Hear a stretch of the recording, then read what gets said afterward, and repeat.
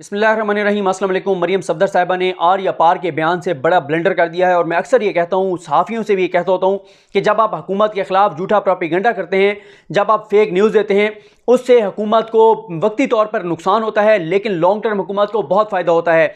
जब आप fake news देते हैं, जब आप झूठा प्रोपेगेंडा करते हैं, वक्ती तौर पर हुकूमत पर एक दबाव बढ़ता है, लेकिन चंद घंटों के अंदर अंदर वो जब साबित हो जाता है कि वो खबर झूठी थी, उससे हुकूमत को फ़ायदा होता है। और उसके बाद जब आप सच्ची भी कभी तनकीद हुकूमत पर करें तो लगता यही है कि ये भी उसी झूठे प्रोपेगेंडा का हिस्सा है।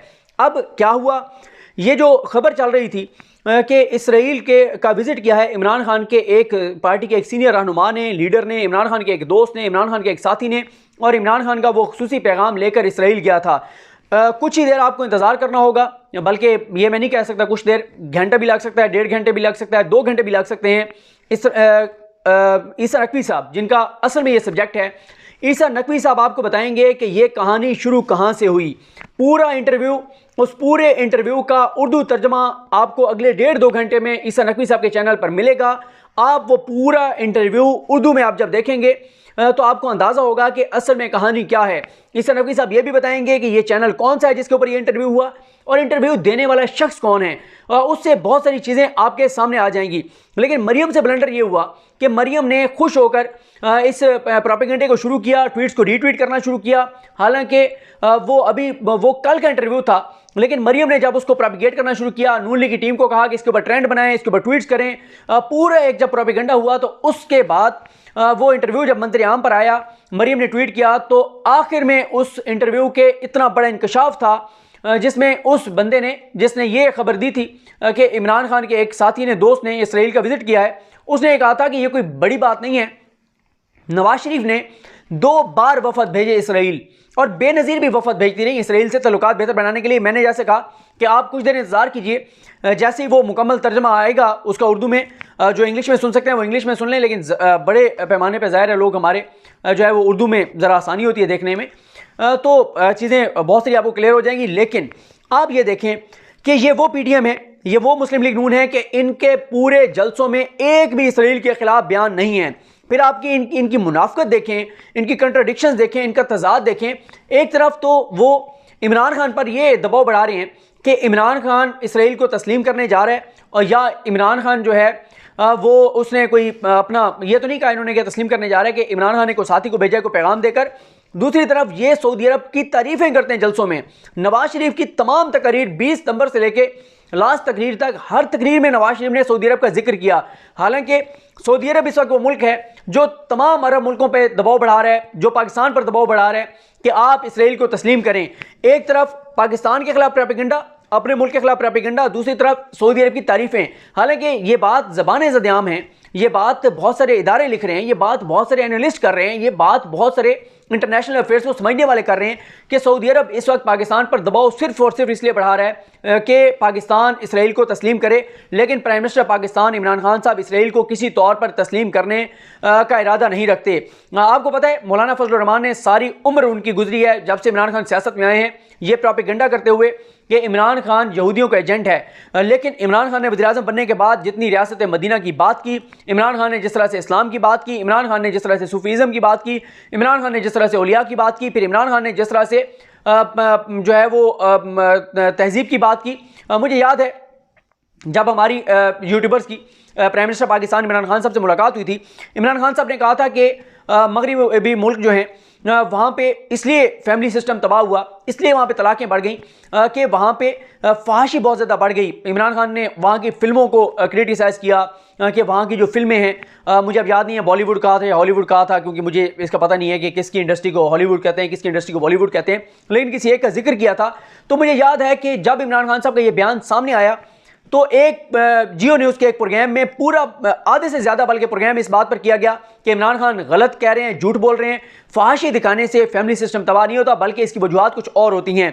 फिर आप देखें कि इमरान खान जो हैं, जिनको यहूदी एजेंट कहा जाता है, उन्होंने इंटरनेशनल मीडिया पर, उन्होंने अमेरिका में बैठकर, उन्होंने पाकिस्तान में बैठकर, उन्होंने हर फोरम पे, हर जगह पर यह कहा कि हम इसराइल को किसी तौर पर तस्लीम नहीं करेंगे। लेकिन मैंने कहा कि PDM की मुकम्मल खामोशी है। मौलाना फजलुर रहमान ने किसी जलसे में इसराइल का नाम नहीं लिया, और किसी जलसे में इन्होंने सऊदी अरब की मजम्मत नहीं की कि सऊदी अरब ने अपनी फ़िज़ाई हदूद इसराइल को इस्तेमाल करने की इजाज़त दी है। इन्होंने कहीं पर भी सऊदी अरब की मजम्मत नहीं की। और मुझे समझ नहीं आती, अगर मान लेते हैं एक लम्हे के लिए, चलें हम इनकी बात मान लेते हैं कि इमरान खान इसराइल को तस्लीम करना चाहते हैं, इनकी बात हम मान लेते हैं, तो फिर होना तो ये चाहिए था कि पीडीएम के मुतालबात में सबसे पहला मुतालबा ये होना चाहिए था कि इसराइल को तस्लीम नहीं करने देंगे। लेकिन कहीं पे इन्होंने ये मुतालबा नहीं रखा, क्योंकि बल्कि मुझे तो समझ नहीं आती, इमरान खान कह रहा है कि मैं इसराइल को तस्लीम नहीं करूंगा, और साथ ही इमरान खान पे दबाव बढ़ाए जा रहे हैं इंटरनेशनल एस्टैब्लिशमेंट की जानिब से, पाकिस्तान के अंदर से लोगों को हायर करके, पाकिस्तान में इन्वेस्टमेंट बढ़ाकर, पाकिस्तान में पैसा लगाकर। ये अब कोई पता नहीं है कि पीडीएम के पीछे भी वही पैसा हो सारा। अभी तहकीकात होनी है। शीरी मज़ारी साहबा ने कहा है कि कुछ शवाहिद मिले हैं कि बाहर से इनको फंडिंग हो रही थी। इमरान खान कह रहे हैं मैं इसराइल को तस्लीम नहीं करूंगा। इसी बयान के बाद इमरान खान पर दबाव बढ़ जाता है, एहतजाज शुरू हो जाते हैं पाकिस्तान में, बाहर से पैसा शुरू हो जाता है, झूठी खबरें लगना शुरू हो जाती हैं, पाकिस्तान पर दबाव बढ़ना शुरू हो जाता है। तो फिर आलमी इस्टेब्लिशमेंट का हिस्सा कौन है? बैरूनी कुव्वतों का हिस्सा कौन बन रहा है? पाकिस्तान के दुश्मनों के हाथों कौन इस्तेमाल हो रहा है?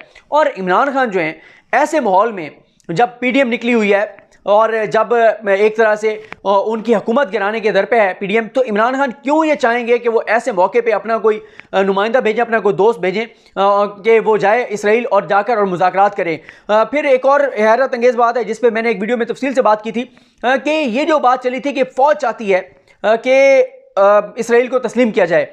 मैं आपको ये बता दूँ कि कुछ सहाफ़ियों की मुलाकातें हुई फ़ौज के हुकाम से, उन्होंने कैटेगोरिकल कहा कि फ़ौज का मौक़िफ़ वही है जो प्राइम मिनिस्टर पाकिस्तान का मौक़िफ़ है कि हम इसराइल को तस्लीम नहीं करेंगे। और फिर ये क्यों बात चली कि जी ये फ़ौज चाहती है कि इसराइल को तस्लीम किया जाए? जब मुबश्शिर लुकमान साहब ने इसराइल के एक चैनल को इंटरव्यू दिया तो एक कंपेन चली कि एक बंदे ने पहले एनालिसिस दिया, सब ने उसका एनालिसिस उठा के उसी लाइन पर चल पड़े कि जी क्योंकि मुबश्शिर लुकमान फ़ौज के करीब है, क्योंकि वो इस्टेब्लिशमेंट की ज़बान बोलता है, तो इसलिए जो है वो फ़ौज चाहती है। ऐसी हरगिज़ बात नहीं है, इसमें कोई हकीकत नहीं है। उसके बाद आप देखें, ये बदकिस्मती है कि हमारे यहाँ फिर सोशल मीडिया पे ऐसी ऐसी चीज़ें होने लग जाती हैं और ये दोनों तरफ गलत चीज़ें होती हैं। जैसे मैं अक्सर ये बात कहता हूँ कि जो किसी भी तरफ झूठी बात कर रहे हैं उनके खिलाफ कार्रवाई होनी चाहिए। मिसाल के तौर पर मैं आता हूँ प्राइम मिनिस्टर की एहलिया के बारे में जो चीज़ें हुई, जिसने भी ये वीडियोज़ की थी कि बख्तावर की शादी कादियानियों में हो रही है, उन्होंने गलत किया था, उन्होंने ज्यादती की थी। मैंने इस पर कोई वीडियो नहीं की थी, मैंने इस पर कोई बात नहीं की थी। मैंने कहा जब तक ये तस्दीक ना हो जाए नहीं करनी चाहिए। और मुझे कल साकिब बशीर साहब बता रहे थे कि जिस यूनुस चौधरी जो कि वाकई कादियानी है, जिसे मंसूब करके कहा गया कि बख्तावर की का वो सुसर है, जो कि गलत था, ये भी यूनुस हैं वो भी यूनुस हैं, उसकी जो किताब है उस किताब में उसने आगे चल के अपने बच्चों का लिखा हुआ है, वो सारे मैरिड हैं उस यूनुस चौधरी के जो कादियानी हैं। लेकिन बख्तावर का कहा गया कि बख्तावर का ससुराल कादियानी है, ये गलत किया गया था, ये काबिल मुजम्मत है। जिन यूट्यूबर्स ने वीडियो की थी उन्होंने गलत की थी। इसी तरह से प्राइम मिनिस्टर पाकिस्तान की एहलिया के खिलाफ जो ट्वीट्स होती हैं, जो बातें होती हैं, वो भी गलत है, क्योंकि वो सियासत में नहीं है। अगर एक खातून सियासत में आप तनकीद करें, इसलिए मैं कहता हूँ कि सोशल मीडिया के कवानीन सख्त होने चाहिए। जो किसी की खवातीन पर बात करे, उनके गैर अखलाकी चीज़ें करे, वो उसका ताल्लुक किसी भी जमात से हो।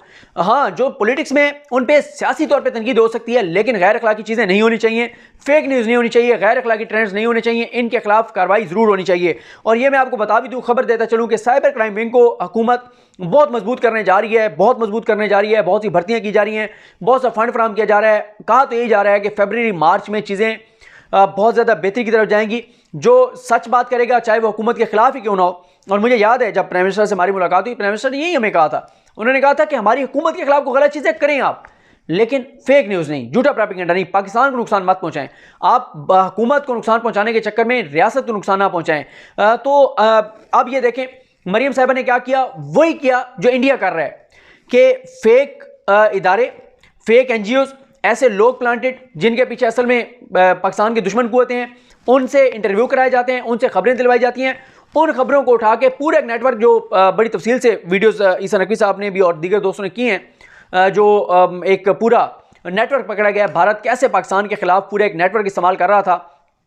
यही 5th जनरेशन वार है और इसी में अब मरियम एक्सपोज हो गई हैं। मरियम जो है वो एक बार फिर उनका झूठ पकड़ा गया और इस बार ये देखें ना, अपनी करप्शन बचाने के लिए, इदारों को ब्लैकमेल करने के लिए रियासत को ब्लैकमेल कर रहे हैं, पाकिस्तान को ब्लैकमेल कर रहे हैं, पाकिस्तान को नुकसान पहुंचा रहे हैं, इस तरह की खबरों के ऊपर बात करके। अब फिर करें ना वो इंटरव्यू शेयर, जिस इंटरव्यू में उसने इमरान खान के खिलाफ बातें की, तो नवाज शरीफ के बारे में कहा कि 2 बार नवाज शरीफ ने वफद भेजा, बेनजीर ने भी वफद भेजा, तो अब आप करें उसके ऊपर। आपने क्यों डिलीट कर दिया ट्वीट? तो ये इंतहाई शर्मनाक है, ये इंतहाई अफसोसनाक है, ये चीज़ें नहीं होनी चाहिए। और बाकी पॉलिटिकल हालात आपके सामने हैं।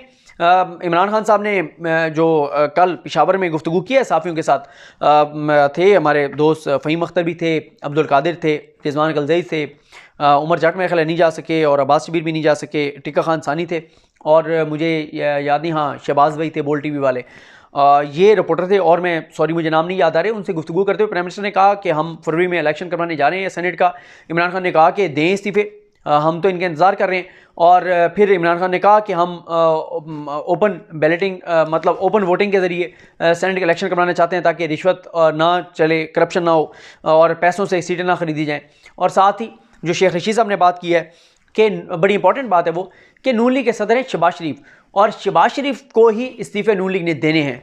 तो आगे तो फिर शहबाज शरीफ की मर्ज़ी है कि वो क्या करते हैं। और शहबाज शरीफ के बारे में जो एक इंग्लिश अखबार में ट्रिब्यून में खबर लगी है कि शहबाज शरीफ ने बिलावल को मुलाकात में कह दिया है कि अभी इस्तीफ़े ना दिए जाएँ। ये तफसीलात हैं, कुछ देर बाद हम देखेंगे इस नकवी साहब के यूट्यूब चैनल पर मुकम्मल उर्दू तर्जमा और पूरा पोस्टमार्टम उस चैनल का भी और उस शख्स का भी जिसने ये इंटरव्यू दिया। लेकिन मरियम बुरे तरीके से एक्सपोज हो गई हैं, और पाकिस्तान से एक शख्स के विज़िट की खबर जो थी उसका ड्रॉप सीन हो गया है, वो झूठी निकली है, वो गलत निकली है, उसमें कोई हकीकत नहीं है। और इस प्रोपेगेंडे की वजह क्या थी, इस पे भी इस नकवी साहब बात करेंगे। मुझे अपनी दुआ में याद रखें। अल करीम हम सबका आमीन। अल्लाह हाफ़िज़।